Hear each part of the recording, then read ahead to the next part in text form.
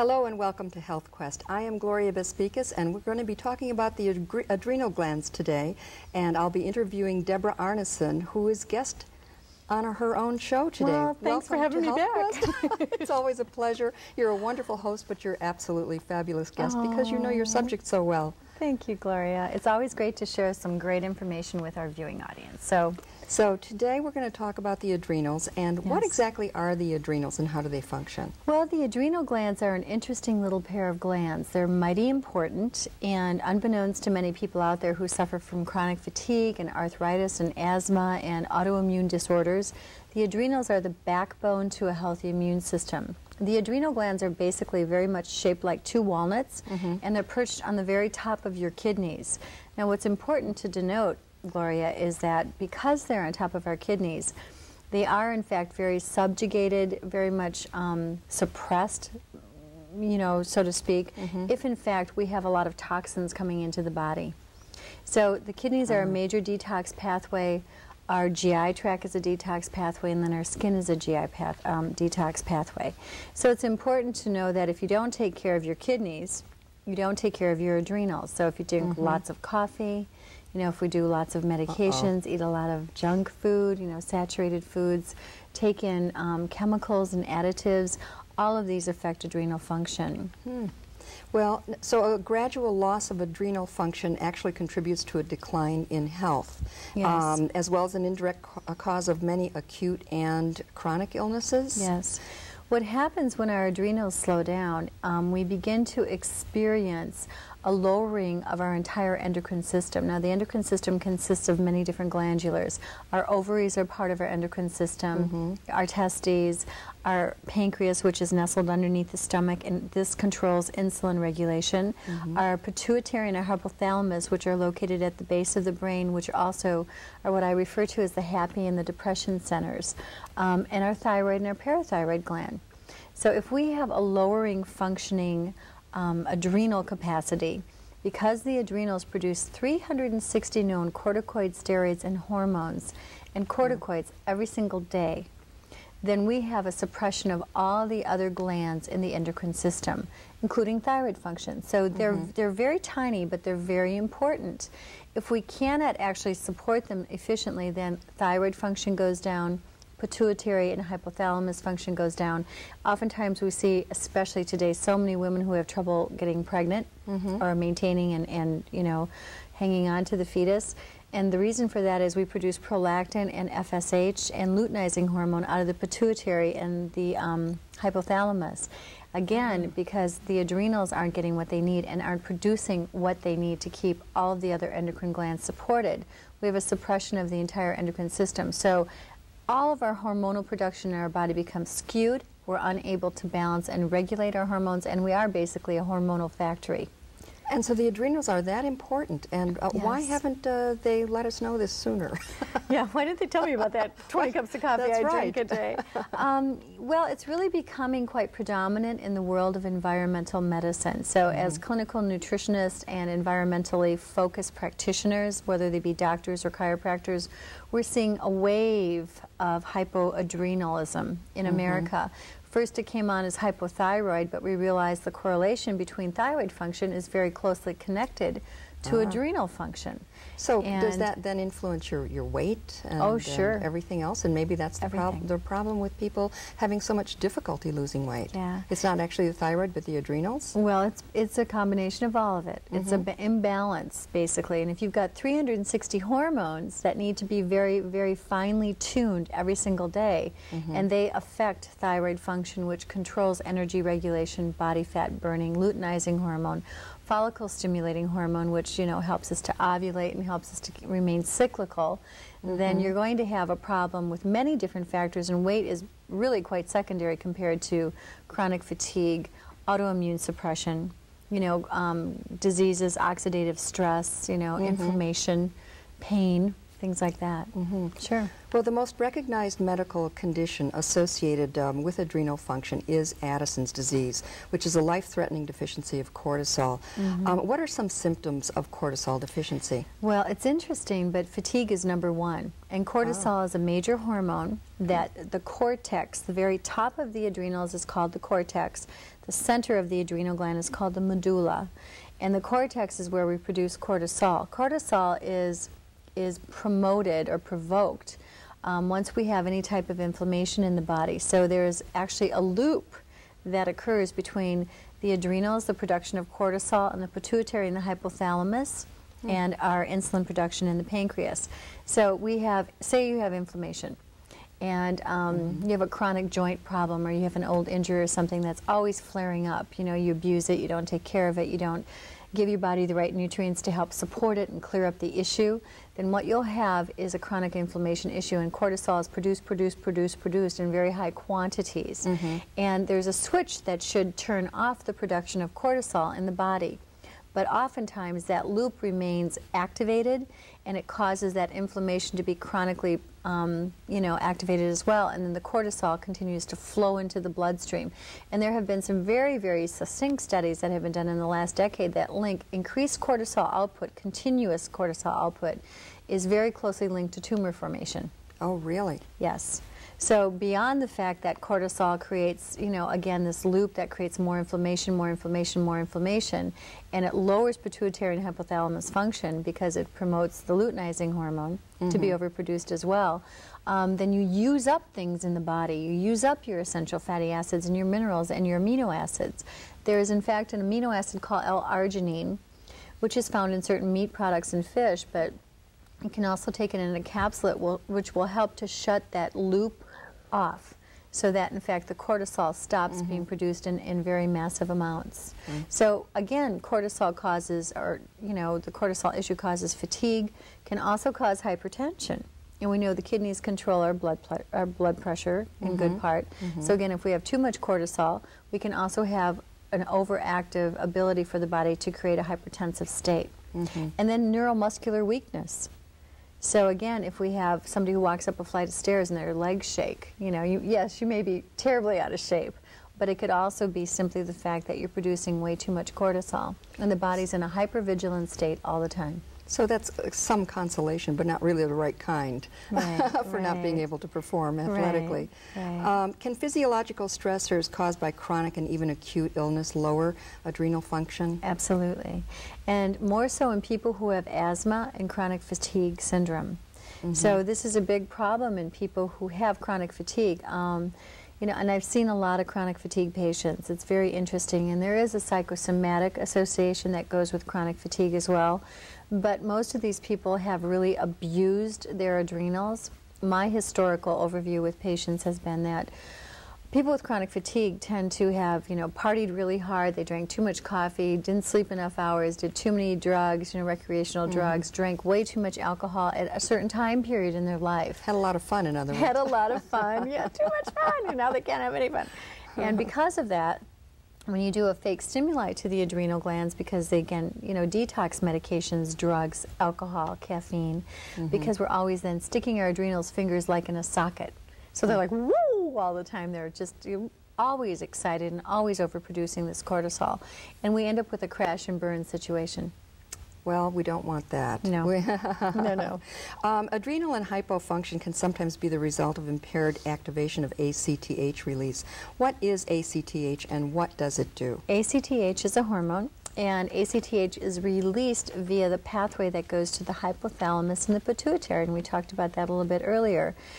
People who have impaired ACTH release, again, have that cortisol loop that malfunctions, and they end up again in a hypervigilant state where the body is always on red alert, and overproducing the cortisol again creates a whole floodgate or a chain of reactions that occur in all the different glandulars, but especially in the pituitary and the hypothalamus. Excellent. Well, we're going to get back to more on the adrenals as soon as we take a short break. Stay with us.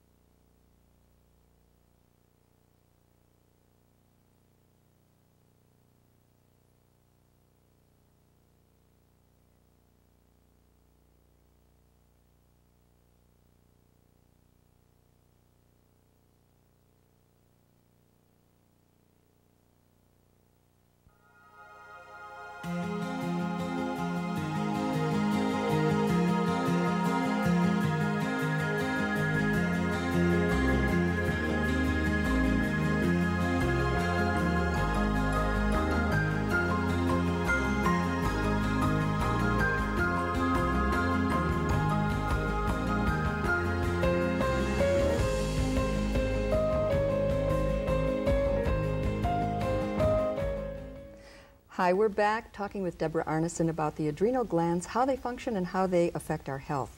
Deborah, what about people who are taking corticosteroids, you know, those inhalers so that they can breathe through asthma attacks? And well, what can happen actually, Gloria, if you stay on the corticoid steroids for too long of a period of time are a number of different things. The performance of the body's ability to create the ACTH, which stimulates cortisol through the hypothalamus pituitary pathway, can be stunted not only for a short period of time, but oftentimes for a long period of time, meaning that the body, once it receives steroids from an outside source, will quit making its own.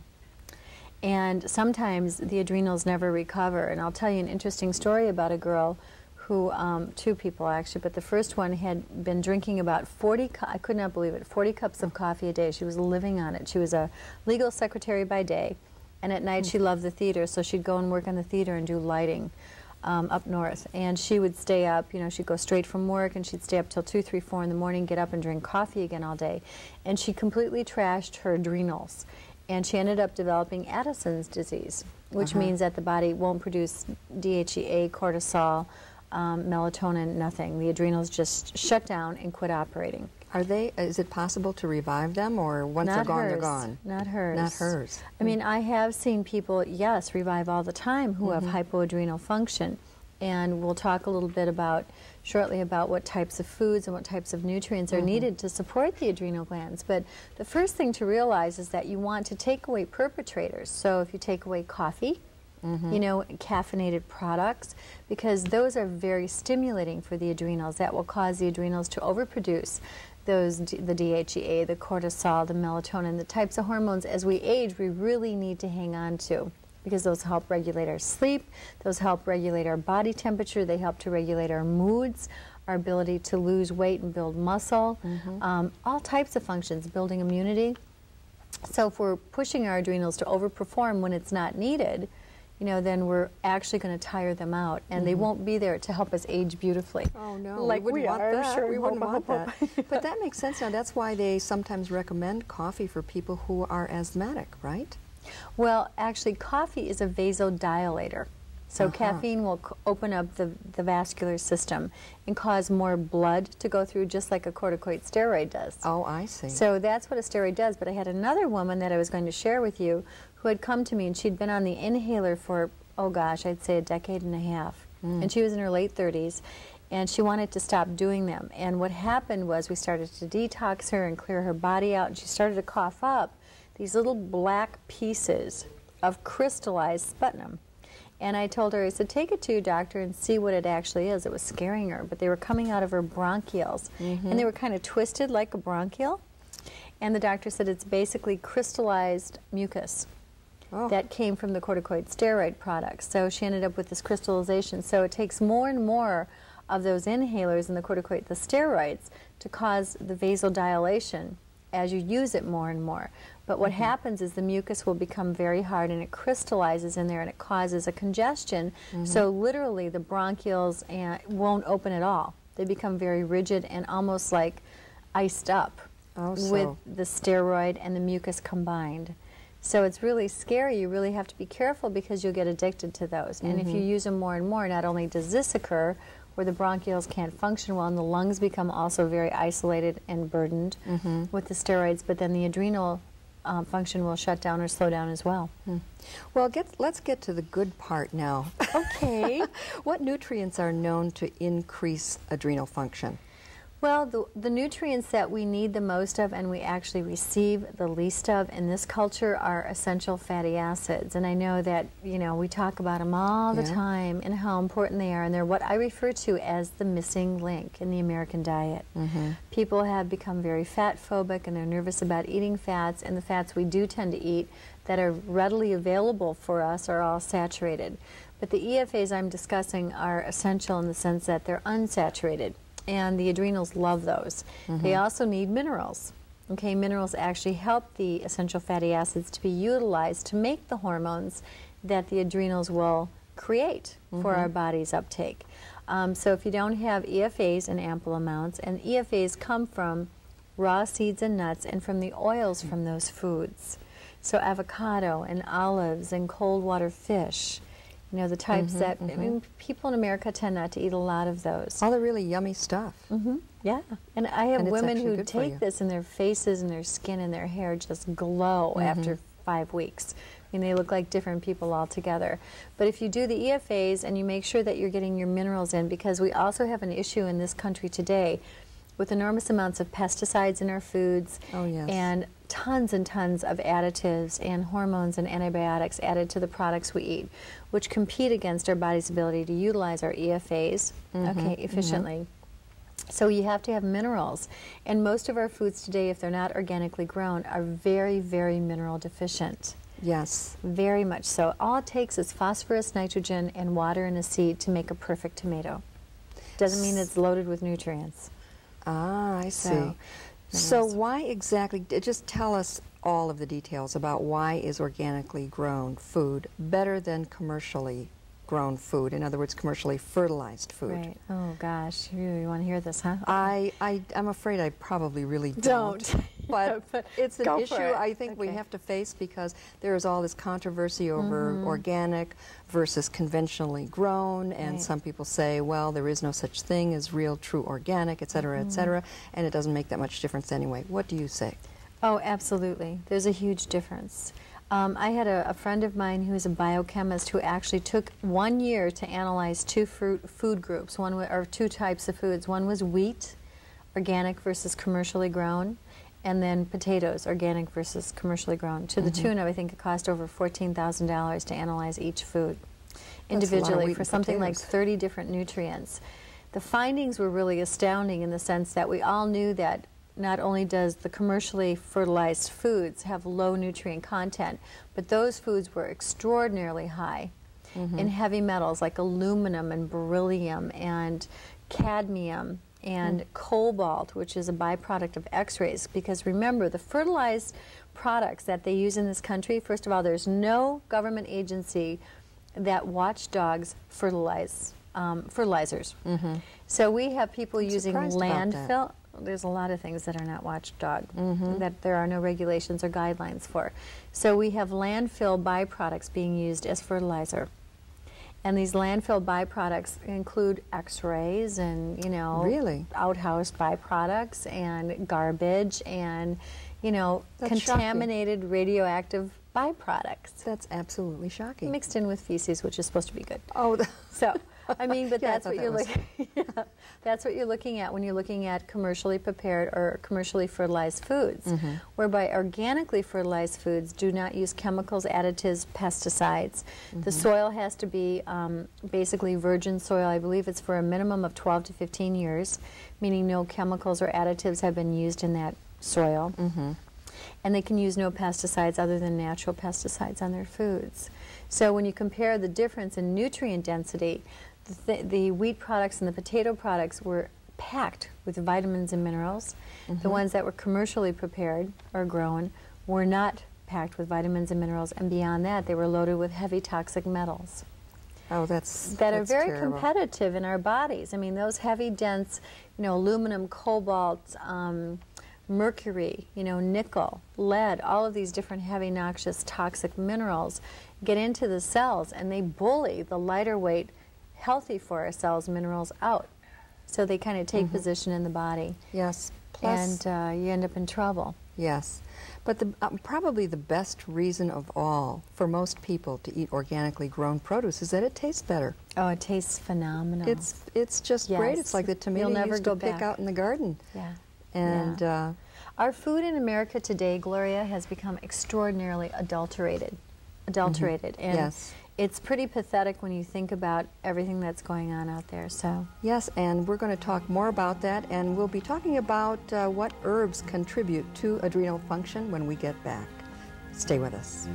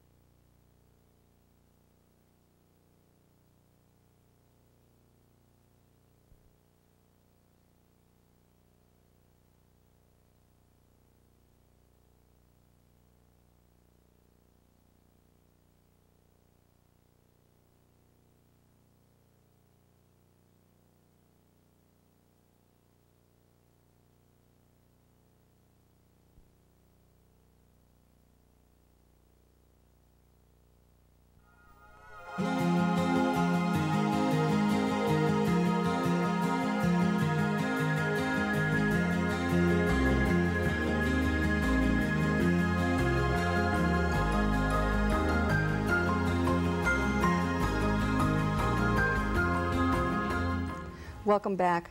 We're going to be talking about herbs that address the adrenal function and can help us a great deal. Yeah. Which ones are they, Deborah?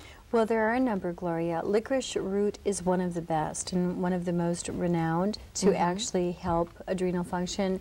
Licorice actually helps. It acts almost like a corticoid steroid in the fact that it causes anti-inflammatory reactions, and it helps with estrogen balancing in the body. It helps with liver cleansing, and it's also known to settle an unsettled stomach. Excellent. It's important to note, though, that licorice, if it's taken for a long period of time, can cause some problems with sodium and water imbalances, causing an intermediary type of hypertension in the body. So how do you know when you're getting too much or too little, for that matter? You should never take more than 100 milligrams, and you really shouldn't take any herb, including licorice, for more than a month or two, and you need to go off of it for a month or two. So check your blood pressure. That would be helpful too. And if you're pregnant, you should not take licorice at all. Okay. Now, I know that most Americans will ask this question. Yeah. What about eating licorice candy? Good question. No, not. No, it's not the same thing. No. It's altogether different. I mean, if you ever tasted real licorice, it's a completely different herb. Yes, yes, it is. I have tasted it. Yeah, and it's good. But no, licorice candy is not. It's not going to do it. Yeah, right. That's a good question. Also, there's an herb called ashwagandha, which is an Ayurvedic herb, and it acts very much. It's called Indian ginseng, and ginseng itself is also another wonderful herb that's wonderful for the cortisol production and adrenal function. Both of them are also known to act as antiviral, anti-inflammatory. They both help with arthritis and inflammation. And they're both, especially the ashwagandha, is really wonderful for memory and cognitive development. Excellent. Yeah, they're both great. But again, it's important to know that you need to rotate your herbs, and there's nothing that can replace a really great diet. You know, and if you do eat garbage and you love it, make sure for everything that you eat that's really not healthy for your adrenal glands, you pull in something that is. All right. Well, in Chinese herbology, there are a number of herbs that are classified as tonifying herbs, right? And they tone the organs and the systems. And with these, which ones of these would be good for adrenal support? Well, we have our Chinese yams, and they contain something called saponins, and Romania. It's a type of herb that also is found in China. You can get them in Chinatown. But these saponins will actually help us to take down inflammation, and they act as a precursor for the production of cortisol. Excellent. Yeah, Excellent. Yeah. So there are lots of good things out there. That was a lot of information on the adrenals, and I, for one, will certainly start eating organic produce and taking some herbs. We want to thank you for being on your own show today, Deborah. It was great to be here again, Gloria. Thank you. And thank you all for tuning in to Health Quest. See you next time.